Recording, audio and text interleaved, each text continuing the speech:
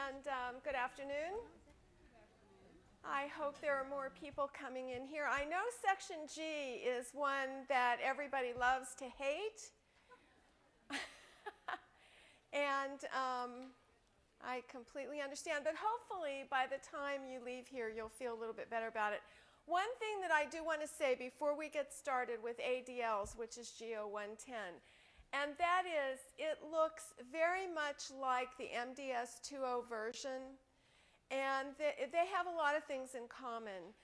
But because there are so many differences, I very strongly recommend that you take what you know about coding MDS 2.0 and leave it out in the hall, in the lobby.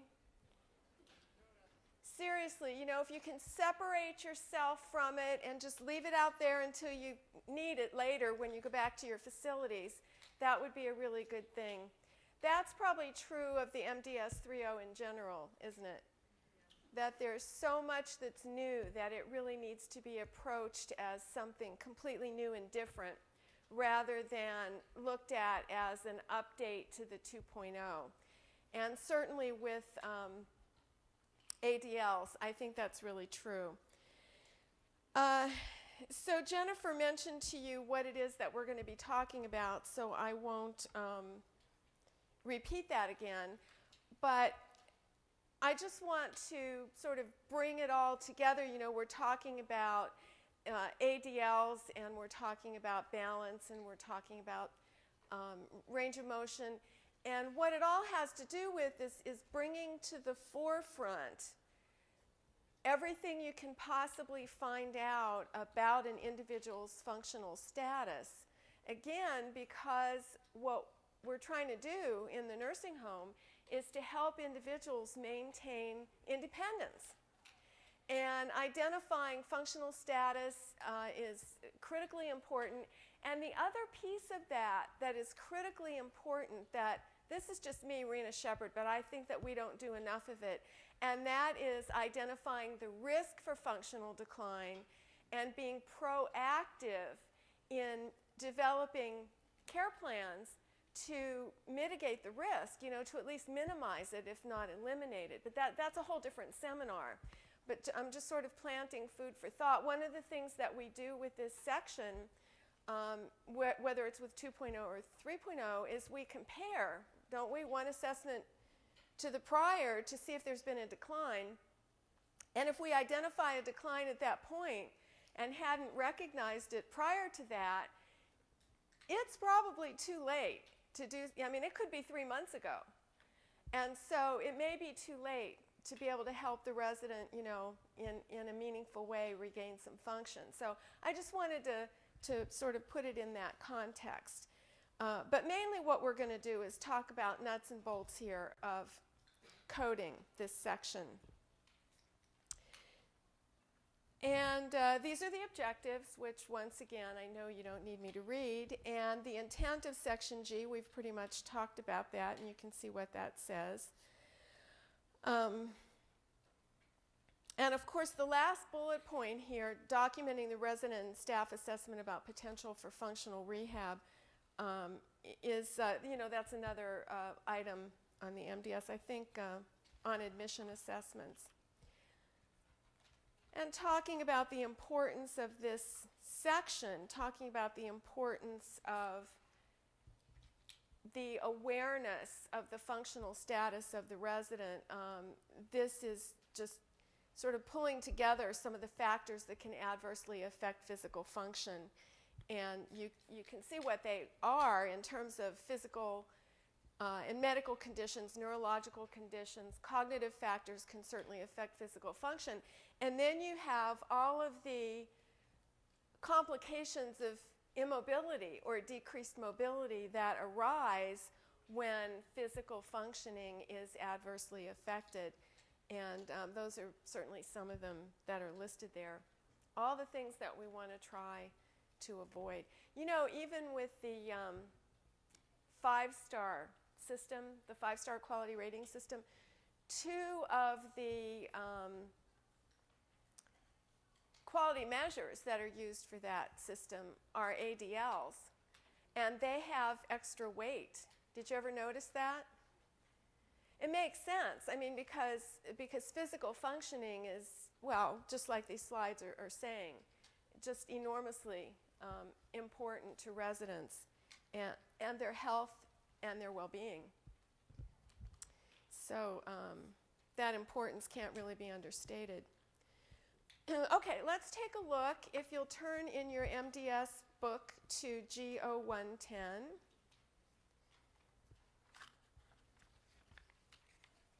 And it does look very familiar to you 2.0 folks. But don't let that make you tune me out, because I have a lot to say that, like I said, is different. Dependence on others. You know, that's the other thing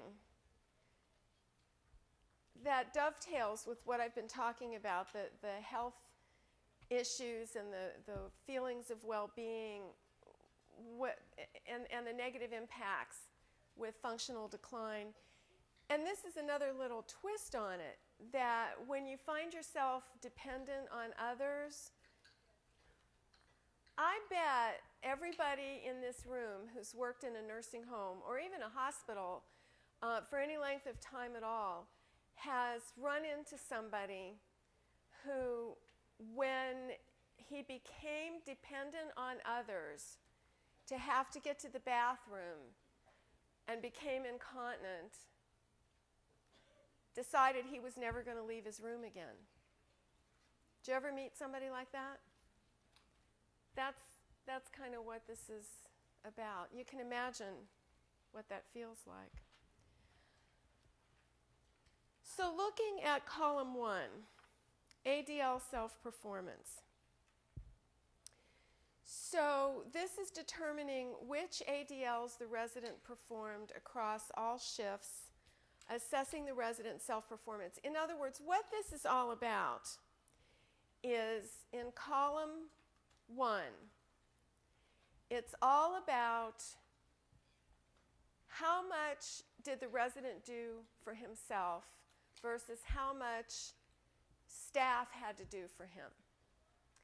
And when we are assessing an individual's function for column 1, ADL self-performance, and of course there are 2 columns, but for this column, we need to look at what the resident actually did for himself. We can't code based on what we think he should be doing or what we know he could have done if his wife hadn't always done it for him, that sort of thing, or hadn't always done it for him when she was there.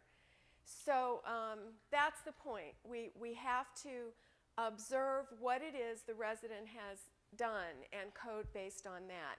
And now this is looking at all of each of the different ADL activities that are listed in A through J, and looking at each episode of the ADL activity that occurred during the 7-day look back, each episode, whether it was 5 episodes in the whole 7-day period or whether it was 5 episodes every shift for the whole 7-day period. We're looking at the episodes and how the resident functioned for each one of those episodes. And that's just sort of the bottom line that we're getting to here. And so if you look on the item set where it says ADL self-performance, and it says this on the slide too, it says code for the resident's performance over all shifts, not including setup, because setup is coded in column 2. If the ADL activity occurred 3 or more times at various levels of assistance, code the most dependent, except for total dependence, which requires full performance every time. We're going to talk about all that. But, you know, there are really 2 reasons, I think. This is just my understanding of you know, the research and my observations. 2 reasons for a lot of the errors that occur with the 2.0. And I think that they could easily be carried over to the 3.0 if we're not careful. One of them is not really understanding what the actual definition is for each of the ADL activities. They have precise definitions, and we'll talk a little bit more about that. But it's that precise definition with each component of the definition listed there. Each component is what the resident needs to be rated on, not some assumptions about what the definition is. And then the other thing, of course, is confusion over how to actually code it, looking at the coding from 0 to 4 and then 7 and 8. So you hear us talk, and you talk about the rule of 3. We're going to go into that in detail as well. But that's what is being alluded to where I read the ADL self-performance definition. And so just to get you started, unless the activity occurred, the activity itself, let's say the activity is transfer. Unless transfer occurred 3 or more times, you cannot code 0 through 4. That is a prerequisite for 0 through 4 coding, that the activity itself occurred at least 3 times in the 7-day look-back period. So if, for transfer, if the guy only got out of bed and back in once in the whole 7-day look-back period, you're not going to be able to code 0 through 4.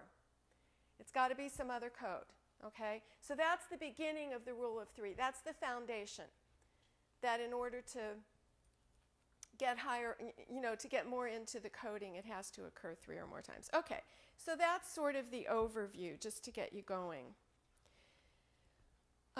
So column 2 then is going to measure the most support provided by staff to complete the ADL activity. So you're going to be coding the most support. If the resident received any kind of oversight or cueing or hands-on physical assistance, you're going to be coding the highest level of dependence, even if it occurred only once. And of course, setup is also included there. And we'll talk about these definitions in detail. And as far as the last bullet point there, I just think it's so important to know that if you try to code, let's say you're doing transfer, and then you code column 1 and column 2, and then you do the next one, column 1 and column 2, you're much more likely to make mistakes than if you start with bed mobility transfer and keep on going down, finish column 1, and then go up to the top and do column 2. And the reason is because the rules for the 2 different columns are so different that if you try to go back and forth, you kind of don't get your head out of the rules for column 1 and you're in column 2 and you can make mistakes. So that's why that recommendation is there. Code one column and then code the other. More likely to not get confused. Okay, so how do we collect this information? Where does it come from? Well, review the medical record and certainly talk with direct care staff from each shift that is cared for the resident. Determine what each resident does independently during each episode of each ADL activity definition. Determine the type and level of staff assistance provided. And we're going to go into these definitions of what staff assessment is: the oversight, verbal cueing, encouragement, physical assistance, full staff performance. We'll go into great detail over that. And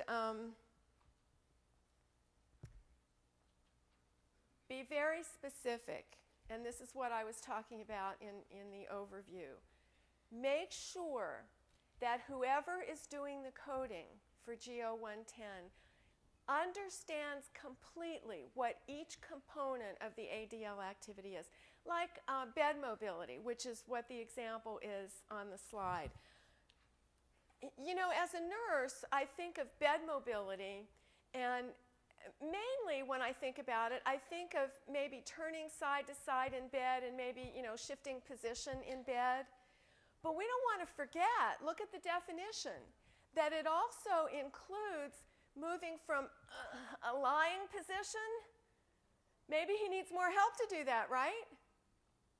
And maybe he needs more help laying down. So he was sort of independent, moving side to side, but what was happening with his moving from a lying to a sitting position? That was a lot more help, right? You could hear me struggling. I was bearing his weight, wasn't I? I was sort of lifting him. It is that component of the activity that bed mobility will be coded on. That assistance, if assuming bed mobility occurred 3 or more times, and assuming that the staff had to provide at least that much assistance 3 or more times, that's the component that will determine the code. So that's why it's so important to understand what the components are, and not to add components where there aren't any, making assumptions. And also, well, for example, if you look at transfer, the definition, look on the form because the definitions are right on the item set. How a resident moves between surfaces, including to or from bed, chair, wheelchair, standing position. So those are the components you're looking at. So any bed mobility in preparation for getting out of bed is not transfer, right? And chair mobility after in the chair is not part of the transfer, according to the definition, right? So that's why it's so important to pay attention to those definitions. And as the last bullet point says, ask probing questions, beginning with the general and proceeding to the more specific. So you should be talking to the resident, of course, anytime you're trying to figure out what's going on with the resident. A really good place to start is with the resident, but also when you're talking to the staff about how the resident has performed with the staff. You just want to make sure that you collect the information that you need, that it's specific enough. And don't make assumptions, just ask more questions, more specific questions if you need to, until you get the information that you need. So for column 1, record actual resident self-performance. And of course, and this is really important, self-performance may vary from day to day, shift to shift, within shifts, 24 hours a day, and among disciplines. Now for MDS 3.0, it's only staff assistance that is captured. So that's what the definition is. It is whatever you see the definition there, but with staff assistance only, or resident, of course. The resident could do it himself, or staff assistance. And so it is quite possible, and maybe even likely, that the resident is going to perform differently with PT in the morning than he is with transfers with nursing on the night shift in the middle of the night, transferring to the bedside commode, right? So, sometimes people speak to agree with me that this is the person's level. Well, they don't have to, because what you're going to do is collect information on all the episodes that occurred and then sort of put them in their piles of how much assistance was required, and then apply the coding rules, the rule of 3, and you'll come up with the right answer. And of course, the chart needs to support all that. So also, the third bullet point there, when you are considering the resident's performance, if the resident uses adaptive devices, for example, if he uses his walker for transfers, then you want to hopefully have him using his walker for the transfers. Now, if he refuses to use his walker, that's a different issue. But that's what that's getting to. And do not include assistance provided by family or other visitors. So there's a certain question that generally arises from that statement. Does anybody have that question in your mind at the moment? Well, the question is, what if there's a private duty person and the resident never participates, the staff doesn't do anything, this private duty or the family member does. Well, since the definition requires that it only be the resident or staff, that would mean that the activity did not occur according to the definition. Now, that would be only if the resident never did anything and the staff never did anything. And I don't know how often that occurs, but I sure know that the question comes up all the time. So that doesn't mean that there may not be some other care planning involved related to what's going on with the people who are providing that particular aspect of care. But as far as coding the MDS, you can only capture episodes that occurred, either the resident did it or it was staff assistance. Okay, so assess the resident's functional status for each ADL. Determine if it occurred 3 or more times, because that's the threshold, right? That I mentioned in the overview. That's the threshold. And document the level of assistance, if any, that the resident required to complete the activity each time it occurred. Consider each episode of the activity that occurred during the look-back period, and do not record the staff's assessment of the resident's potential capability, which is what I was talking about earlier. It's just what the resident actually did with staff.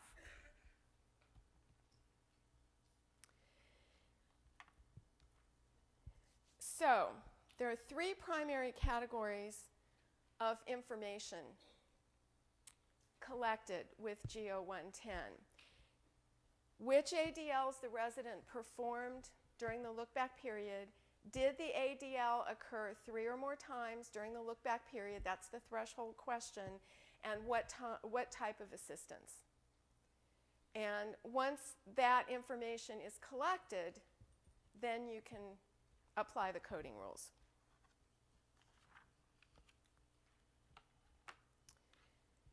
So coding guidelines. Determine if each ADL activity occurred 3 or more times. Apply the rule of 3 to determine the resident's level of self-performance, and use the ADL self-performance algorithm, and we're going to talk about that. If you would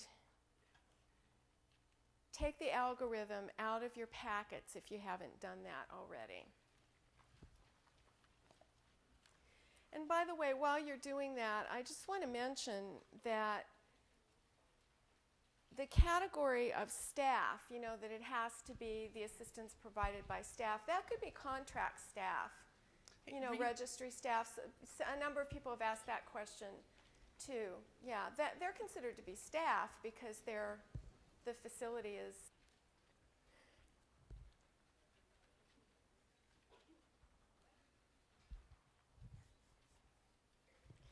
So this algorithm provides a step-by-step guide, and it will get you to where you need to go. Generally speaking, I mean, I think it's really important to understand the rule of 3 and to understand the concept behind it, and that is just what I said to you. Once you realize that the activity occurred at least 3 times in the look-back period, then what you do is you collect all of those episodes and you put them in the piles of how much assistance was required and apply the coding rules. And that's at the point, after you put them in the piles and you know how often they occurred at each level, that's when the algorithm kicks in for you.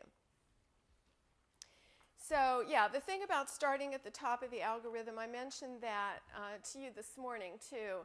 And there is a tendency to want to, you know, cut to the middle of something that covers a full page and try to start there. That'll mess you up because you got to go through the top. So what we're going to do is walk through we're going to walk through the algorithm so you can see how it works. The first step, as I mentioned, is to determine if the activity occurred 3 or more times, and then start at the top where it says start here. And the first question is, did the activity occur at least one time? And of course, if the answer is no, then that takes you over. You see how it takes you right over to the code 8. The activity did not occur. But let's say the activity did occur one time. So we go down the algorithm. Did the activity occur 3 or more times? Well, let's say no, it didn't. Well, we already said that it did occur, right? So now we're saying it didn't occur 3 times. So that doesn't leave very many options. So it occurred once or twice. There's a code for that with MDS 3.0, and that is the code 7. So that takes us over to the code 7, okay? So, but let's say the activity did occur 3 or more times, okay? So now, as we go down the algorithm, now we're doing it with the understanding, okay, the activity occurred 3 or more times, and now we're going to look and see what all the episodes added up to in terms of the final code. So, so the next step is, where were we?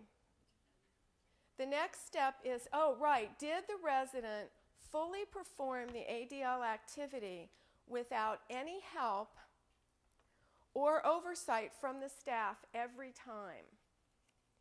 And if the answer to that is yes, then the code is independent. And the thing about that is that I want to point out to you, to you 2.0 folks, is that this is a big change. And I don't like to talk about 2.0 because we left that out in the lobby. But please notice that it says code 0, if the resident did not need any assistance or oversight to complete the ADL activity, there are no exceptions. So if the activity occurred 3 or more times and the resident required no assistance whatsoever every time it occurred, that's when you use the 0 code with MDS 3.0. Okay? So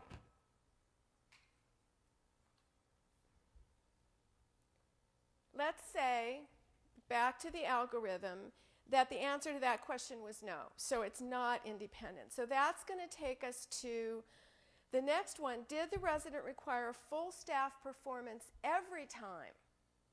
And that means that the staff had to do let me back up. That means that the activity occurred at least 3 times, and every single time it occurred, the staff had to do everything. There was total non-participation by the resident. If that's the case, that's when the code 4 applies, total dependence. Okay? Okay, so that gets us then, let's say that the answer to that question was no. So we're going down the algorithm.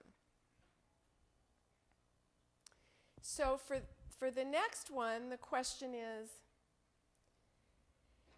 did the resident require full staff performance at least 3 times, but not every time? Well, here's what that means.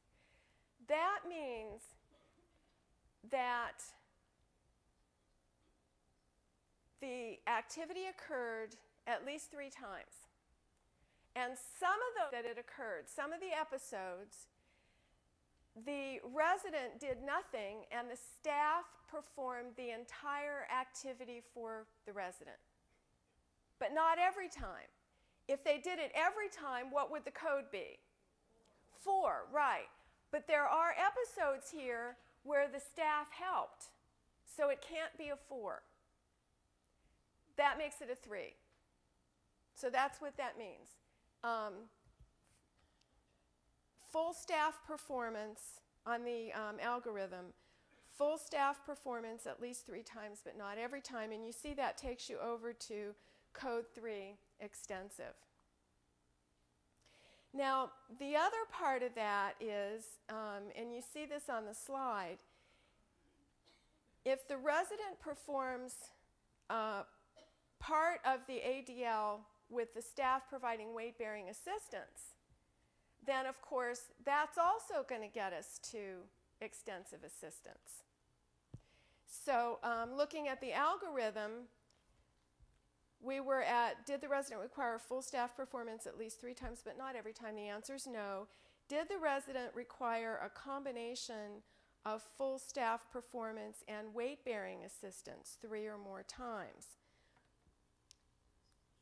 Here's what that means. That means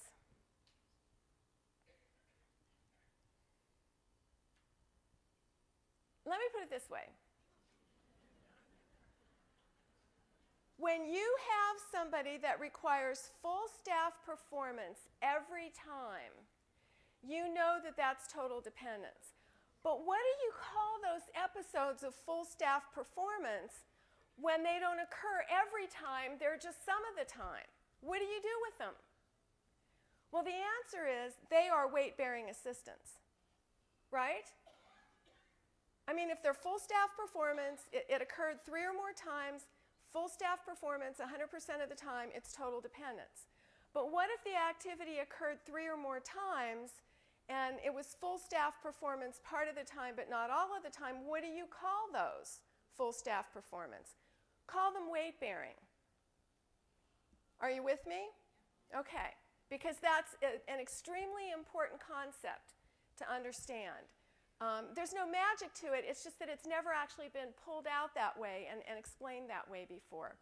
So that brings us then to, if you're looking at the algorithm, where it says, did resident require a combination of full staff performance, in other words, those weight-bearing assistants that the resident didn't participate at all, and weight-bearing assistance by the definition that the staff is providing weight-bearing assistance, but the resident performs part of it. So if you have a combination of those two, and it adds up to 3 or more times, that also takes you to extensive assistance. Does that make sense? Does that make sense? Okay. Really, and we're going to illustrate this in a minute, but all that means is that you have episodes of weight-bearing assistance called by 2 different labels. One of them is full staff performance, the other is weight-bearing, but they're both weight-bearing assistance. Okay, and now the rest of the slide that you see up on the screen right now, let's go through that.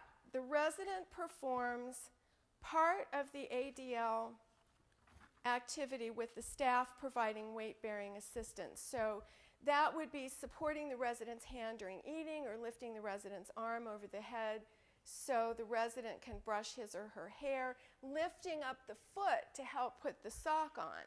So that's that weight-bearing assistance.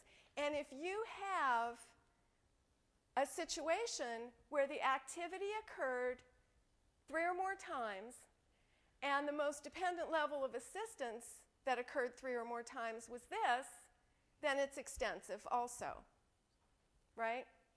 That's probably a little bit more familiar.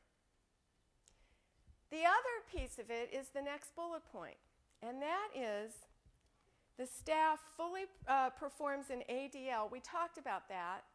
The staff performs the ADL, 100% of it, some of the time but not all of the time. But the other piece is if the staff performs a component of the activity 3 or more times, it's also extensive assistance. So in the first case, let's say that the staff had to completely feed the resident for some meals. But for other meals, the resident actually participated in it. So that's going to be extensive, right? Because the staff actually performed the whole activity. Some of the time, but not all the time. Okay. To illustrate the other example, let's say the resident is dressing and he's able to perform a lot of maybe even most of the activity himself, but there's one component of it, like maybe he can't get his pants on. So the staff actually does that for him 3 or more times. That's extensive assistance. They didn't do the whole dressing activity, but they did a whole component of it.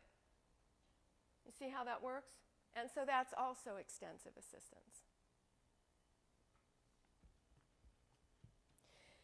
Always remembering that you can only code the 4 when, the total dependence, when the staff performs the entire activity every single time it happened, and it happened 3 or more times. So never forgetting that. Okay, as if you could forget that, right? Okay, let's go down the algorithm then, and we're going to talk about limited assistance, and the description of limited assistance is on the slide. The resident was highly involved in the activity, received help in guided maneuvering or other non-weight-bearing assistance. And as the slide says, the guided maneuvering versus weight-bearing assistance is determined by who's supporting the weight of the resident's extremity. Guided maneuvering could be directing the resident in completing a task, not providing weight-bearing assistance. Guided maneuvering would be hands-on physical assistance guiding the resident. So an example would be, I'm walking down the hall with my resident, and he has a gait belt on, and I'm holding the gait belt at his waist and sort of holding onto his arm. You see him standing here? He's tall. He has kind of gray, white hair. You see him? I think Ann talked to you about hallucinations already, right? Okay, we're having a group hallucination. Okay, here's my resident. And we're walking down the hall, and he's doing a really good job. And you might say, well, Rena, why do you have your hands on him? Are you trying to up code so you can get a higher code? Well, no, the reason, I would not do that. The reason that I have my hands on him is because he tends to bump into things. He gets drifty. And I just kind of steer him. I guide him away. You know how it is when you're dancing with somebody? You know, the kind where you touch each other? and the person who's leading, say you're dancing with somebody who's leading, that person doesn't pick you up and dance you around the floor, right? They just go around the floor. So that's what I'm doing with him. I'm basically dancing down the hall with him, gait belt and all, steering him away. That's guided maneuvering, which is very different from, picking him up and bearing his weight. And another good example of that, of course, is eating. Because when somebody, maybe he's able to get the food on the spoon, and he aims for his mouth, but he doesn't quite get there, so we guide it to his mouth. That's guided maneuvering. But then, let's say partway through the meal, he gets tired, and now we're doing hand over hand, helping him to get that spoon to his mouth. So that's the difference. We moved from guided maneuvering to weight-bearing assistance. And, it can happen that quickly. I mean, I could be dancing down the hall with my resident, and he could lose his balance, and I could be bearing his weight. And now I'm bearing his weight, and hopefully I'm going to be able to get him back up on his feet. But that's the difference between guided maneuvering and, and hopefully we don't just end up on the floor together, right? Yeah. And I knew somebody was going to say that. It's an intercepted fall. I knew I was in trouble when I said that. Flashed through my mind. Thank you, I think. All right, so guided maneuvering. Okay, so let's go back then to and then on the next slide, we have to go back to the algorithm. So we have, we did extensive assistance, and it was no. So did the resident require non-weight-bearing assistance 3 or more times? So that's the guided maneuvering, non-weight-bearing assistance, which would be less, but let's say no. So then the next one is, did the resident require a combination of full staff performance weight bearing. You know that combination that we talked about when full staff performance actually is weight bearing? So a combination of those two and non-weight bearing assistance for a total of 3 or more. So in other words, if we had 3 of the combination of full staff performance and weight bearing, that would be what? Extensive, right? The combination, if we had 3 or more of full staff performance combined with weight bearing, that would be extensive. What the next one is saying, if we have a combination of full staff performance, weight bearing assistance, but it wouldn't be 3 or more, it would be less than, it would be 1 or 2, plus non-weight bearing assistance 3 or more times, that combination will give us limited assistance as well. And if we say no to that, then the next one is, did the resident require oversight, encouragement, or cueing 3 or more times? That's supervision. If the answer is no, if you came all the way down the algorithm and every answer did not apply, you hit the bottom, the answer is automatically supervision.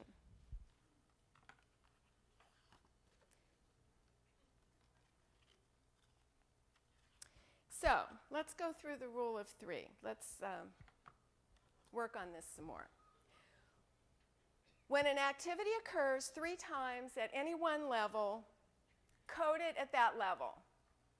The highest level of assistance that occurred 3 or more times. So if it occurred, I don't know, the activity occurred 15 times, and 3 times it occurred at one level, that's the level you code, the highest level of assistance that occurred 3 or more times. So let's see. So for example, a resident requires weight-bearing assistance 3 or more times, but not every time. During the look-back period to transfer, you're going to code it, what? Weight-bearing assistance 3 or more times is the highest level of assistance that occurred 3 or more times. That's extensive, right? Okay. And here's an example on the slide. It says when an activity occurs 3 or more times at more than one level, you're still going to code the most dependent level that occurred 3 or more times. So in this example, you had extensive 3 times, you had limited 3 times. What are you going to code it? Extensive. The highest level of assistance that occurred 3 or more times. Exactly.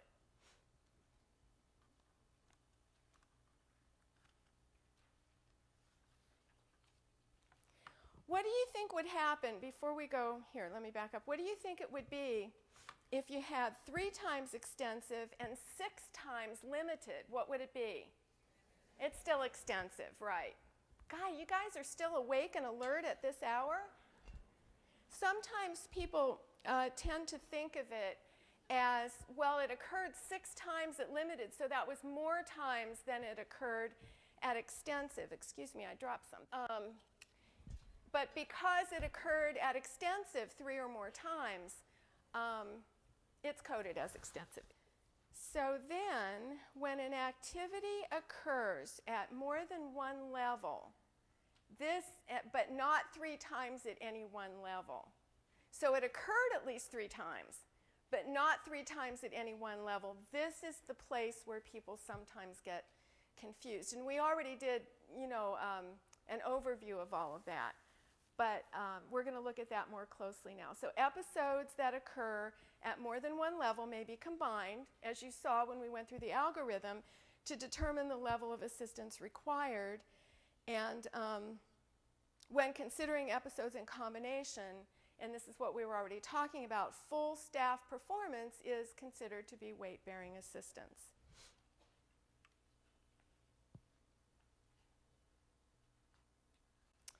So this is a graphic that tries to explain that concept. So what you see here is when 3 or more episodes of a combination of full staff performance and weight-bearing assistance occur coded extensive. Because those episodes, the one episode of full staff performance that you see there, in this case, translates to weight-bearing assistance.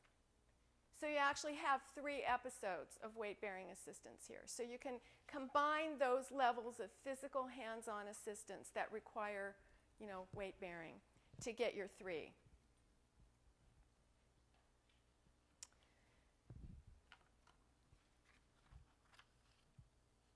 When 3 or more episodes of a combination of full staff performance weight-bearing and non-weight-bearing occur, code limited. So you heard me talking about that when we were going through the algorithm as well. And so what that means is that you have weight-bearing assistance, right? But you don't have 3 or more. So you're not going to get up to extensive, right? I mean, that's basically what that means. But you do have 2 other episodes of hands-on physical assistance, but at the limited assistance level, at the non-weight-bearing level. So you can combine those episodes and code it as what? Limited, that's right. Because always remember, you can never get into the higher category until it occurs how many times? 3 times at that level. That's the rule of 3. Very good.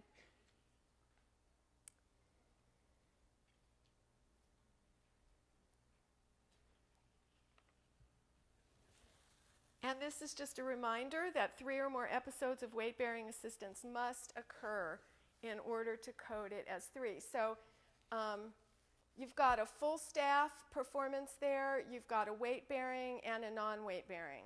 So that's not going to get you there, right? Because you don't have 3 at a weight-bearing level. So that's another example of limited assistance. So here's a scenario. And I think you're going to need your algorithm for this. But a resident experienced a severe case of flu during the look-back period. Maybe you won't. Observations indicate that the resident required the following assistance for toilet use. So we have you are going to need it. 1 time of weight bearing, 1 time non-weight bearing, and 1 time with nothing. In other words, it would be independent. So what do you think it's going to be? If you go down the algorithm, work through the algorithm. I know some of you already understand where it gets you. But did the activity occur at least 1 time? Yes. Did it occur 3 or more times? Did the activity itself occur 3 or more times? Yes. Did the resident fully perform the ADL activity without any help or oversight from the staff every time? No. Did the resident require full staff performance every time? No. How about did the resident require full staff performance at least 3 times, but not every time? No, I don't see that there. Did the resident require a combination of full staff performance and weight bearing 3 or more times? No. Did the resident require non-weight bearing assistance 3 or more times? No. Did the resident require a combination of that full staff performance and weight bearing combined with non-weight bearing 3 or more times? No. Did the resident require oversight, encouragement, or cueing 3 or more times? No. So what's the answer? Supervision. Right. And of course, you don't see supervision actually having occurred, right? But supervision is the correct answer. Just so you know.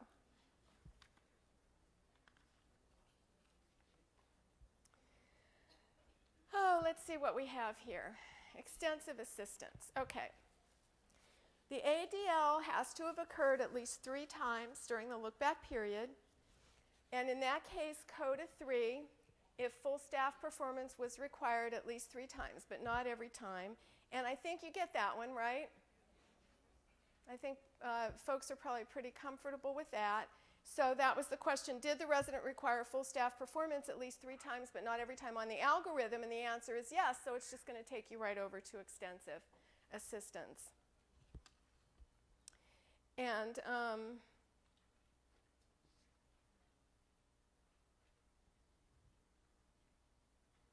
so if you just work your way down the algorithm, you can see, how you end up there. Okay, so then the ADL occurred at least 3 times during the look-back period, and then code 3 if a combination of full staff performance and weight bearing was required 3 or more times. So we saw that as we came down the algorithm. And then we also saw the limited assistance, which is a lot simpler, right? Non-weight bearing assistance as the highest level of dependence that occurred 3 or more times. And also limited assistance, and we saw this too, when we have a combination of full staff performance weight bearing, but not 3 or more times, which would give us extensive, so it's only 1 or 2 times, and non-weight bearing assistance for a total of 3 or more, which takes us to limited. And the supervision.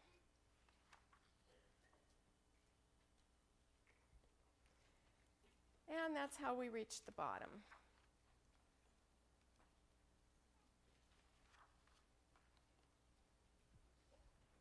Is it beginning to make sense? Well, you know what they say? They say adult learners really do need to hear things multiple times. Not only adult learners, but I study mainly about adult learners because I don't teach kids. So some people say, well, why do they repeat things so much? That's why. Because a lot of times it takes a while, for anybody, kids or adults, to get new concepts. So here's a scenario. Let me find the scenario here. Okay, so the ADL activity is G0110D, walk-in corridor. Mrs. Q requires verbal cueing and physical guiding of her hand placement on the walker when walking down the unit hallway. And of course, anytime you're reading a scenario and you hear or read about a certain level of assistance, just take your pen, and write down what level of assistance that is. And when you're all done, you'll be able to go back and see what you have in terms of the episodes and apply the rule of 3. She needs frequent verbal reminders of how to use her walker, where to place her hands, and to pick up her feet. Mrs. Q needs to be physically guided to the day room.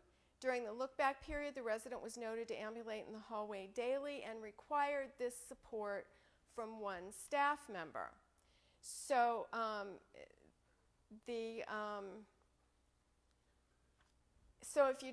if you identify the various levels of assistance that occurred, we have, starting with bullet number 2, verbal cueing, physical guiding of her hand placement. So what's that? The physical guiding of her hand placement? So that's going to be limited, right? And then we have frequent verbal reminders. That's supervision. That's 1. She needs to be physically guided to the day room. So that's limited again, right? Okay, so looking at the algorithm, and you're probably already thinking, okay, it happened 3 or more times because they said daily, so what's it going to come out to? It's going to come out to limited, right? So if you take a look at the algorithm, did the activity occur at least 1 time? Yes. Did it occur 3 or more times? Yes, it was daily. Did the resident fully perform the ADL activity without any help or oversight from the staff every time? No, not even close. Did the resident require full staff performance every time? Not even close there. Did the resident require full staff performance at least 3 times but not every time? No. Did the resident require a combination of full staff performance and weight-bearing assistance 3 or more times? No. Did the resident require non-weight-bearing assistance 3 or more times? Yes. So we're done. The arrow points to limited, and we're done. See how that works? It should get you to the right answer every time, at least to the best of everybody's ability. It does.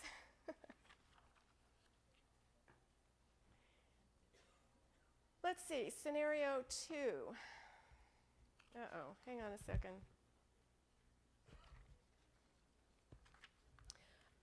Okay, so this is the, it's not scenario 2, it's the description of the scenario. So you see all the types of assistance, and we figured that out up front, and the frequency of assistance, and so we figured that out, and we walked through the algorithm. So we did that already. Okay, so when we get here to the actual coding on the MDS 3.0, you can see where the code 2 was entered for column 1.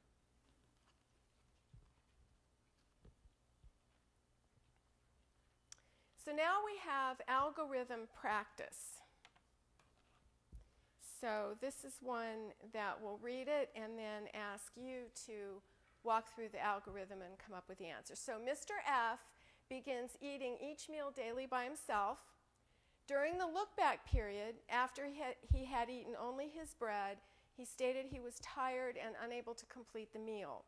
One staff member physically supported his hand to bring the food to his mouth and provided verbal cues to swallow.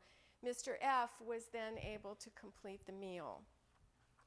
So how should GO110H column 1 be coded? And of course, these are all of the choices.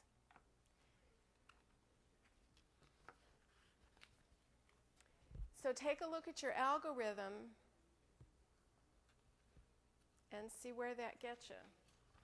Even if you already know, it's a good idea to work through the algorithm so it starts to stick in your mind, so that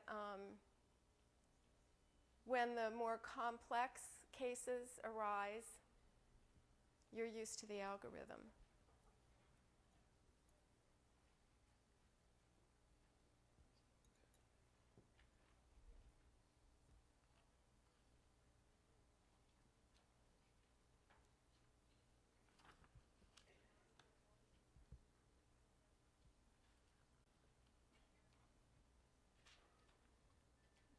So what do you think?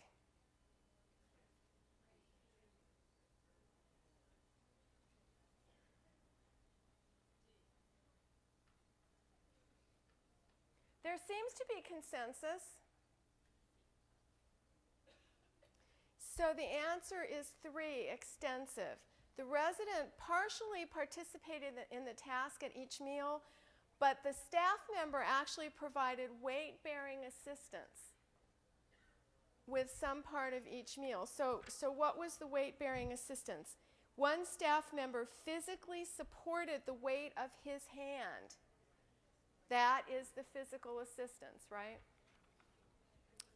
So that's extensive. Well, no, but we're saying that it happened 3 or more times in the look-back period. It's, yeah. Yeah. Well, what would it be? I mean, what if it only occurred that one time? What would the code be? If let's go back to here. Let's say, okay, Mr. F begins eating each meal daily by himself. During the look-back period, after he had eaten only his bread, he stated he was tired and unable to complete the meal. One staff member physically supported his hand. Okay, so if you're saying that happened only once, let's say, then what would the level be? It would be what?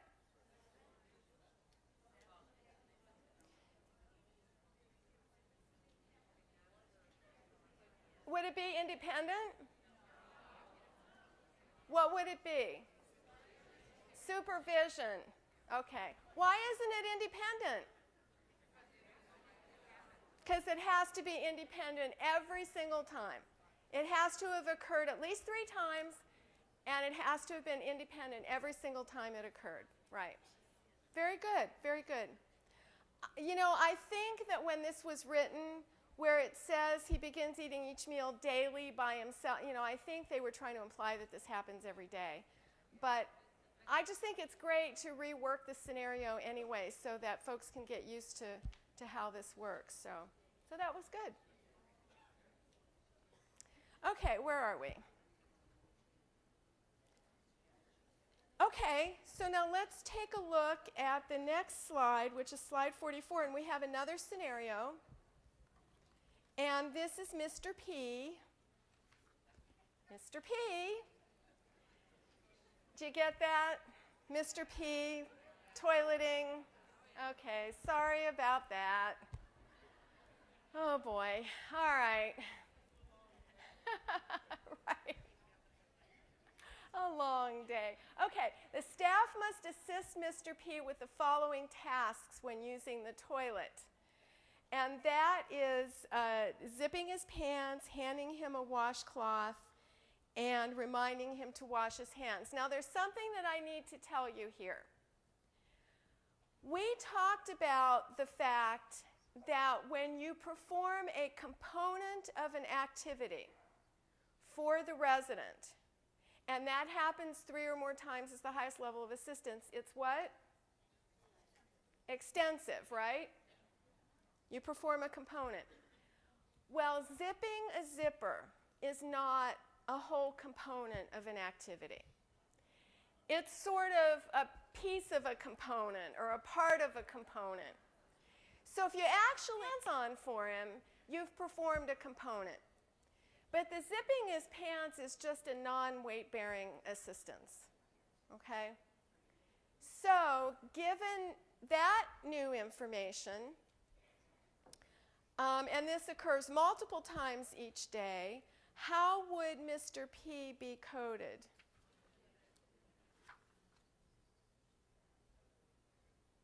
What do you think? Limited. Yes, limited. That's right, because of that non-weight-bearing task that was performed for him, and it was 3 or more times as the highest level of assistance that occurred, the most dependent level, right? So it comes out to limited assistance. Okay, so I think that if you grasp the concepts that we talked about of full staff performance translating to weight-bearing assistance, and those combinations where you saw the balls that were combined, you'll do fine. You'll be able to use the algorithm and you'll do fine. If you are a trainer, this is a train the trainer, right? Train the trainer session. So if you are a trainer and you're going to go back and train folks on how to code this section, make sure, test them on that and make sure they get that. Because that's the only way they're going to be able to make it through the algorithm, is if they get that piece, okay? The rest of it is sort of more straightforward. All right. Well, as with the 2.0, once you get through column 1, or column A as we know it in 2.0 land, and you get to column 2, which is column B in 2.0 land, it's a downhill slide from there. And that's true here too, that column 2 is coding ADL support.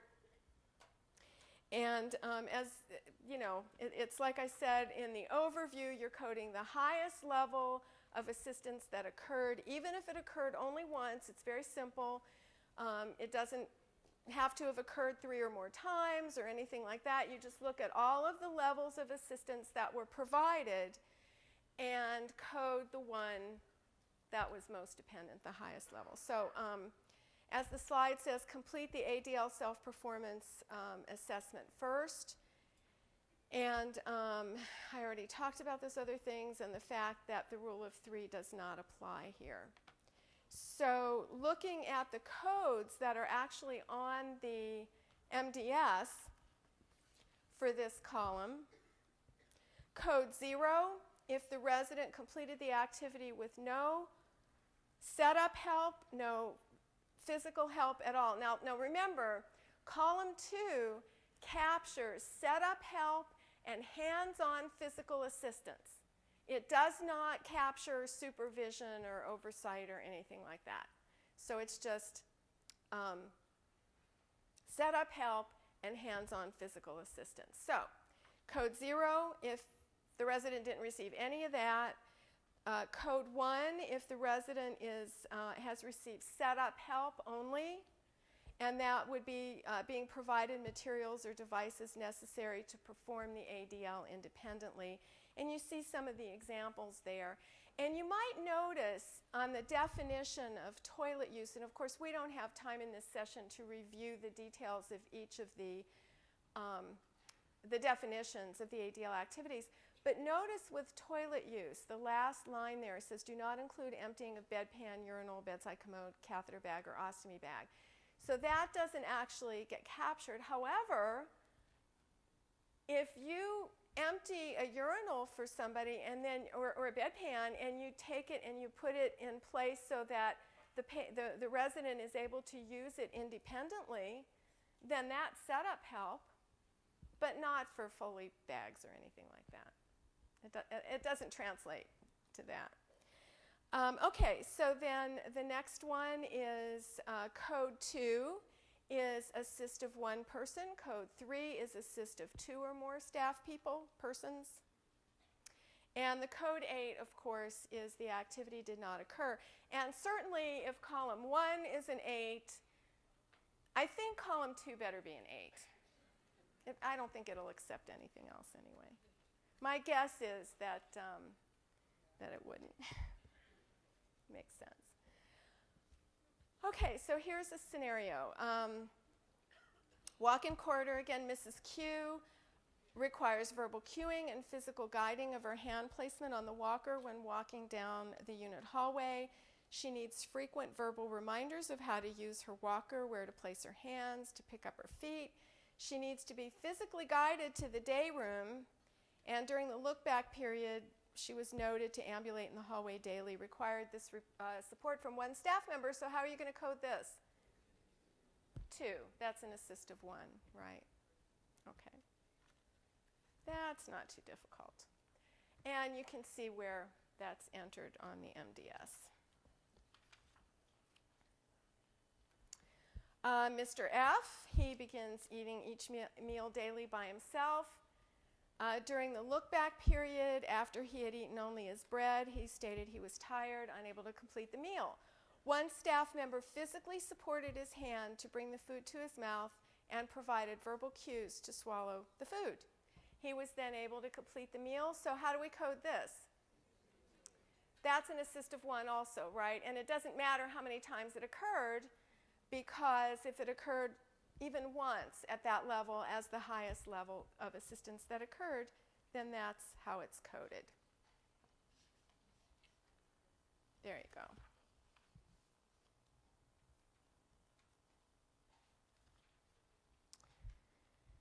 And Mr. P.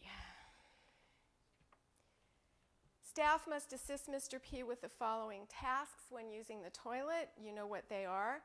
This occurred multiple times each day. So how are we going to code him for column 2? 2. That was an assist of 1, right? Zip up his pants. I don't think it took more than one person to zip up his pants. I don't think so. What if it got stuck, right, and it took 2 people? We're not going there.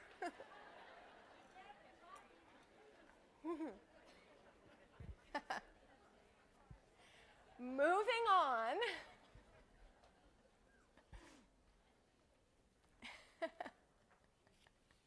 I'm glad you guys have such a good sense of humor, and especially so late in the day. All right, GO 120. If you want to take a look at GO 120, 2.0, folks, this is very familiar to you. And what I really want to point out is just like with the 2.0. The rule of 3 doesn't apply here. The rule of 3 applies to GO110 column 1 only and nowhere else on the MDS at all, which is worthy of cheering and clapping. But as far as bathing is concerned, I just want to be sure, and hopefully, you know, if you're a 2.0 person, you caught on to this a long time ago, but this coding looks like you might want to call it, you know, supervision, limited, and extensive, but that's not what it's about. So please just note the difference in the coding here. And first of all, that the code 2 and the code 3, this is where, when you look at the definition of bathing, which is very important to do, so let's look at it on the item set. It's how the resident takes a full body bath, shower, sponge bath, and transfers in and out of the tub shower, excludes washing of the back and hair, code for the most dependent in self-performance and support. So in other words, the highest level of dependence that occurred for each column. Okay, so looking at the definition, it includes obviously the transfer as well as the bath or shower or sponge bath or whatever. So that's the difference there, the code 2 and the code 3, where if he needed assistance with the transfer but not with any aspect of bathing, it's a 2.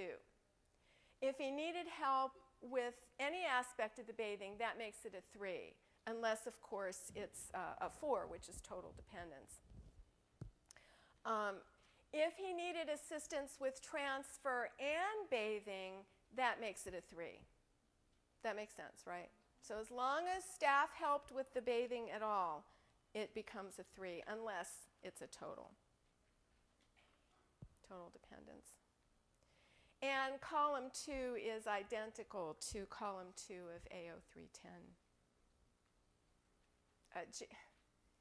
G, why did I say A?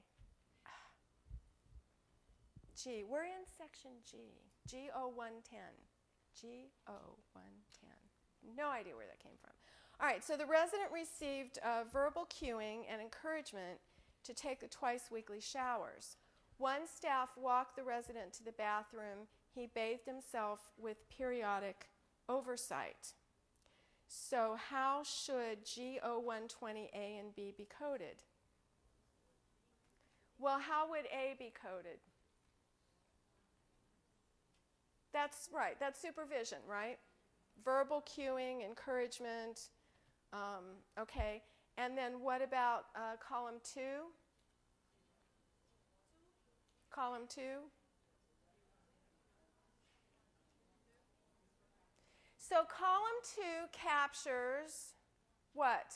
Set up help. Did he receive set up help? No. And it captures hands-on physical assistance. Did he receive any of that? No. So it's a 0. That's why you got to do the 2 columns separately, or you get totally confused. There you go.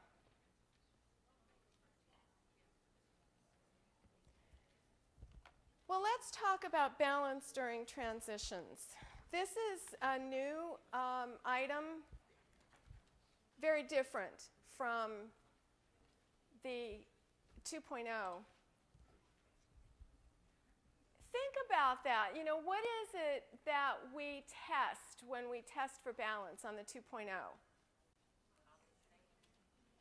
Standing balance, and what else? Sitting balance. In other words, static balance, right? The person is standing still or sitting still. Is that the time when most of your residents, when they're going to fall, is that when they fall? No. It's probably when they're moving somehow, right? During one of these transitions. And so it probably makes a lot more sense. So if you'll just look at your item set so that you can see what the transitions are in GO300, A through D. And it does start to make sense that maybe we should be taking a look at that. Certainly, we all know what impaired balance and unsteadiness, what kind of risk that puts anybody at. And this is just kind of summarizing for us what the problems with that can be for the residents. And here's the thing about conducting this assessment. If you look in the manual, and we're going to, and let me just put it that way. If you look in the manual, you will see that it walks you through how to observe the resident doing all of these things in a formal way. Have him stand up and have him stand for 3 to 5 seconds and have him walk at least 15 feet and do this and do that.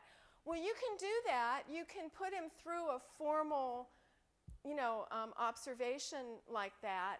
But you can also just observe the resident during, he might do all of this just getting out of bed and getting himself into the bathroom and turning around and sitting down on the toilet. He just does it. So you can do it that way. I've heard a lot of facilities debating, should rehab be doing this? And it's not necessary, certainly, for rehab to do this. They can do it if they'll do it the way the manual says that it needs to be done. But what I hear therapists saying is that this isn't the way they do things, and if they're not going to do it the formal way that they do it, then it doesn't make any sense for them to do it. But CMS never prescribes who should do these kinds of things. It's just that they have to be done the way the instructions require it. So conduct a review of the resident, as the slide says. Explain what the task is and what's being observed. And you always want to make sure that the resident has whatever assistive devices he or she normally uses. And so this is walking through that formal way of doing it, or observing the resident doing these things. And you can see what it says. It's just exactly what I related to you a minute ago. And it does have, if it is going to be an observation of the resident as he moves through his morning routine or whatever, you do want to make sure that he meets the 3 to 5 seconds for standing and that the distance is met.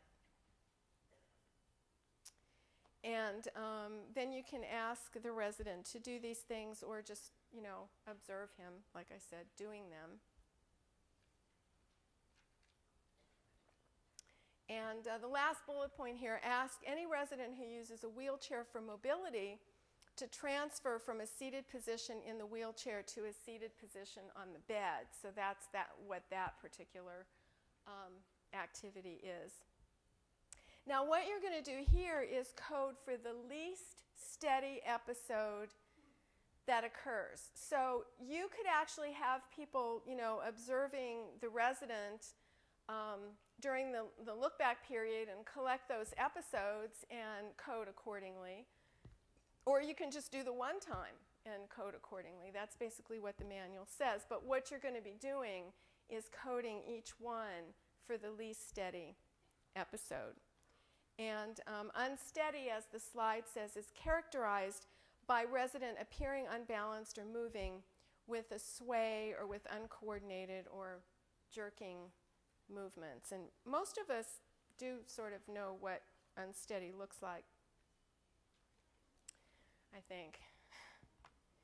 And as far as gait is concerned, unsteady gaits such as fast gaits with large unsteady movements, or abnormally slow or wide-based or shuffling or whatever. But those are some of the things that you might see with an unsteady gait. So code 0 for steady at all times. And this is really, let's just look at the codes first before we look at the slides. The coding. So what we're really getting at is, if he was unsteady, was he able to stabilize himself without human assistance, or did he need human assistance? So that's the 1 and the 2. So that's really what it's getting at. That's what you're observing for. So the code 1, not steady, but able to stabilize without staff. So you can see what it says. Transitions are walking, not steady but able to stabilize, and unsteady with assistive device but able to stabilize, he appears at increased risk of falling. Whereas if you're coding somebody as a 0, you're thinking this guy appears steady and not at risk for falling. So if you can kind of, sort that out in your mind, that can be helpful. The code 2, now this is not steady, only able to stabilize with staff assistance. And so this is where the transitions or walking are not steady and cannot stabilize without assistance of staff. Cannot stand but can transfer unassisted, or the resident's unable to move from seated to standing or standing to seated. It's a resident who appears at high risk of falling. And also notice this is where the lift device is used because the resident is unable to stabilize. So if any of those descriptions fit your resident, then you're going to be coding 2. Not steady, only able to stabilize with staff assistance. And then, of course, code 8 would mean that the activity did not occur at all. And, I did want to mention that the code 2 would, and I think we have an example of this too, but if the resident tried to move from a seated to a standing position, but he ended up back into a seated position, then, and he was never able to stabilize, then this would be a code 2 as well. But let's take a look, because sometimes the scenarios really help more than talking about definitions. So a resident locks his wheelchair and uses the arms of his wheelchair to attempt to stand. On the first attempt, he rises about halfway to a standing position, there it is, and then he sits back down again. But on the second attempt, he's able to stand steadily. So we're going to code this. Of course, he was not steady, but he was able to stabilize without staff assistance. With that first attempt, we could see that he was unsteady. So you can see how that is coded there.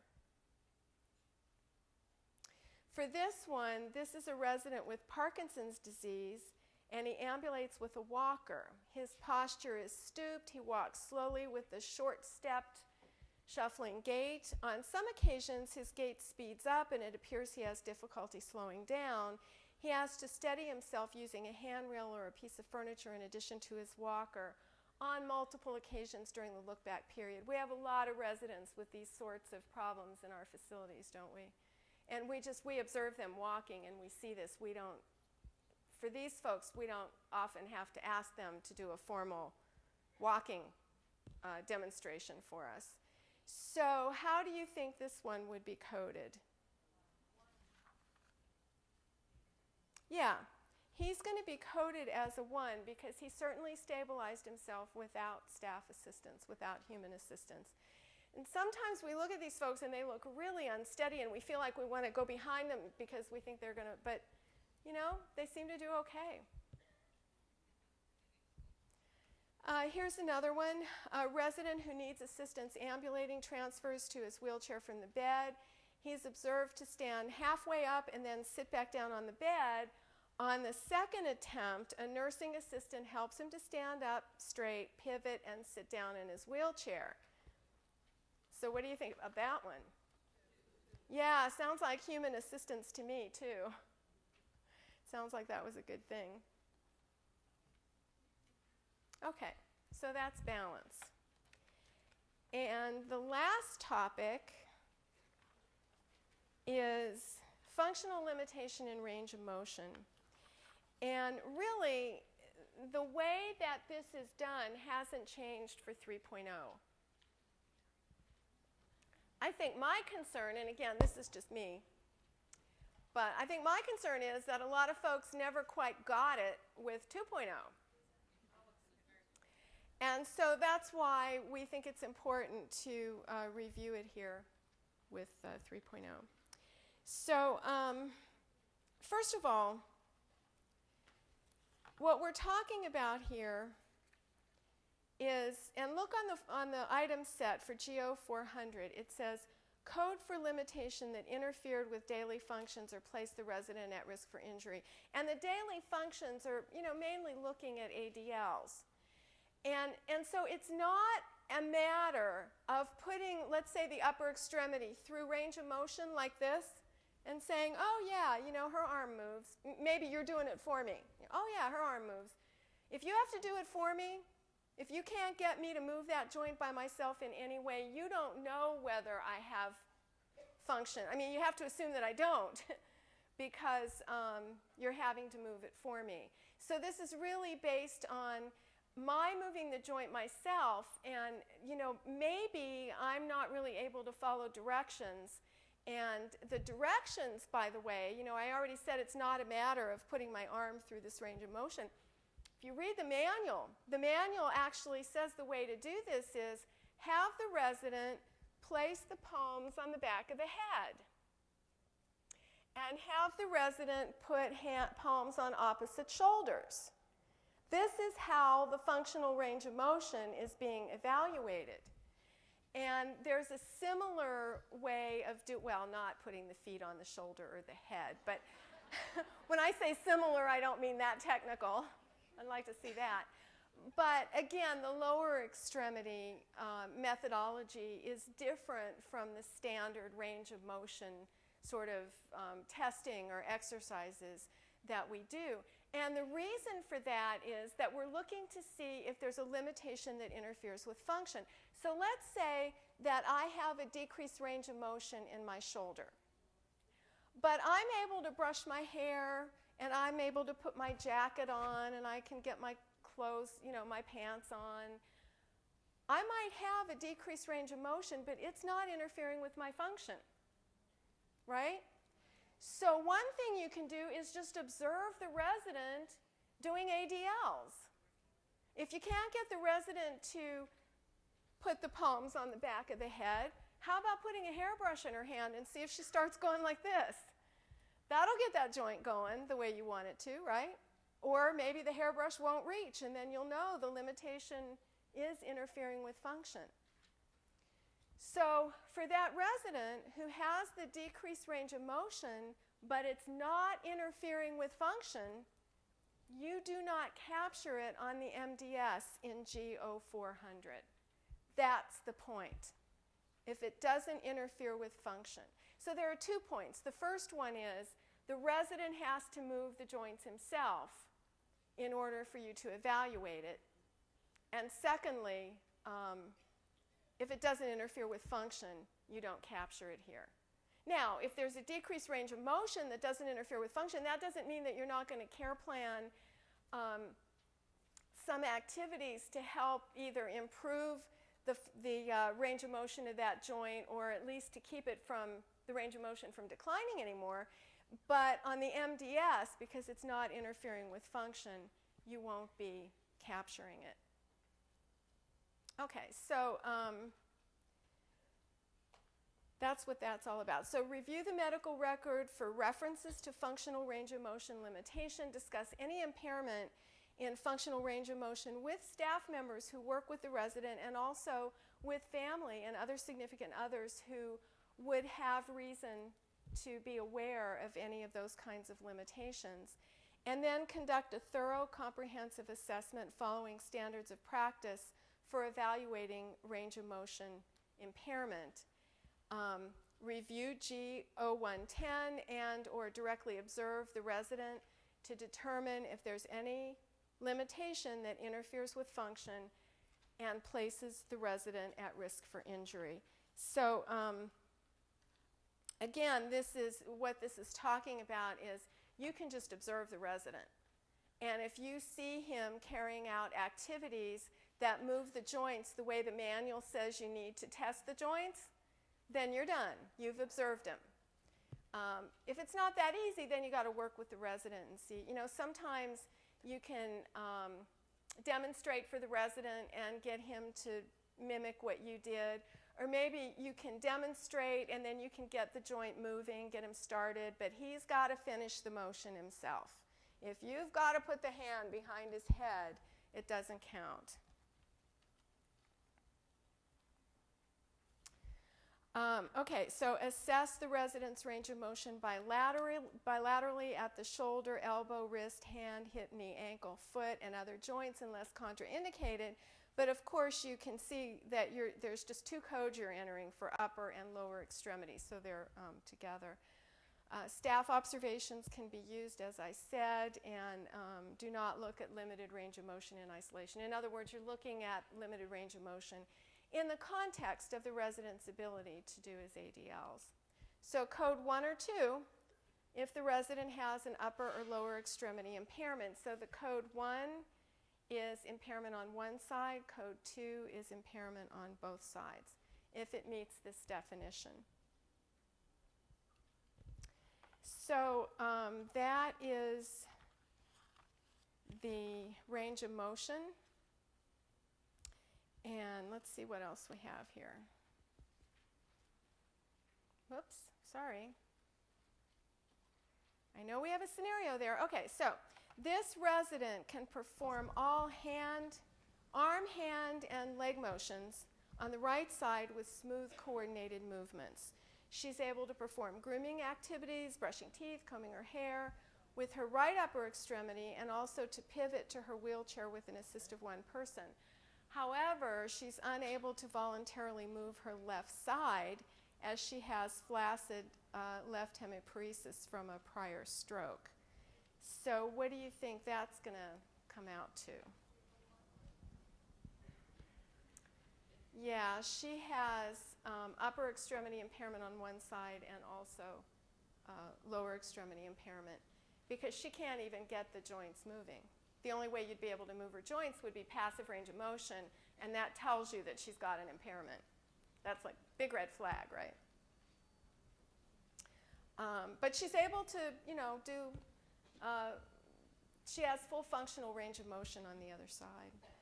Here's another one. The resident has a diagnosis of Parkinson's, ambulates with a shuffling gait. The resident has had 3 falls in the past quarter and often forgets his walker, which he needs to ambulate. He has tremors of both upper extremities that make it very difficult to feed himself, brush his teeth, or write. So that's probably pretty clear that he's got some functional impairment there, right? So would that be one side or both sides?